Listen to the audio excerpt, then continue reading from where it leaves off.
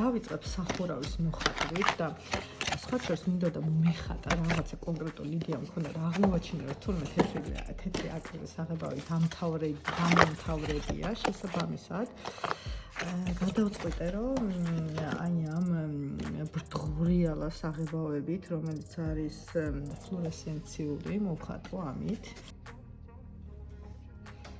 და დავიწყებ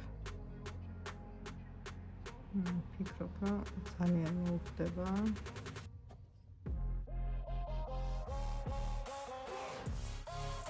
ეს ფერი კარგად დაჭდება.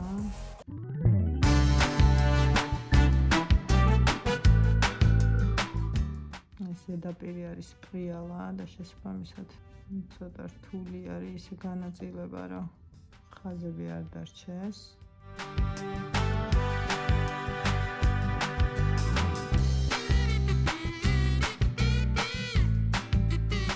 შევიტან აკრილის აღებავებსაც ისე ჩავხატავ ესეთ ნარინჯის ფერებს მეკაც შევიტან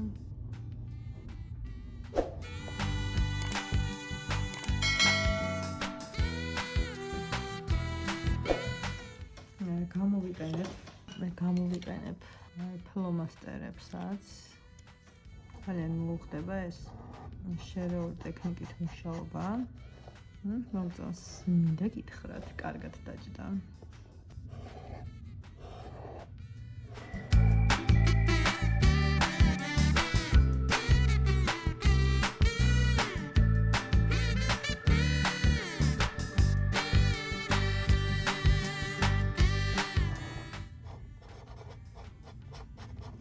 მაგრამ ეს მარკერები რო შრება რაღაცნაირად იშრობს, ამიტომ ახლა გადავმისამართლები აკრილზე.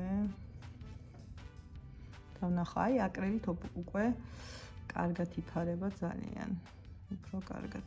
შემიძლია ცოტა სქლადაც დავფარო და შესაბამისად ფუნჯის მონასმები ისე ძალიან არ დარჩება, ამც არც ის ქაღალდზე, ესე საღებავებმა ჩაიშო ფლუორესცენციულმა. ნახოთ აკრილი რას იზამს. ავიღებ ვერცხლისფერ და ცისფერ აკრილს და ამას შევურევ ერთმანეთში ახლა და გამოვიდა რაღაცა საინტერესო ბზინავი ცისფერი ტონი. შევიტან ფერგან. თქვენ ძალიან მომეწონა.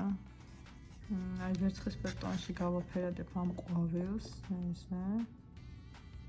არ ვიცი ახლა კადრში რამდენად ჩანს, მაგრამ ლაივში ძალიან ლამაზია. ძალიან.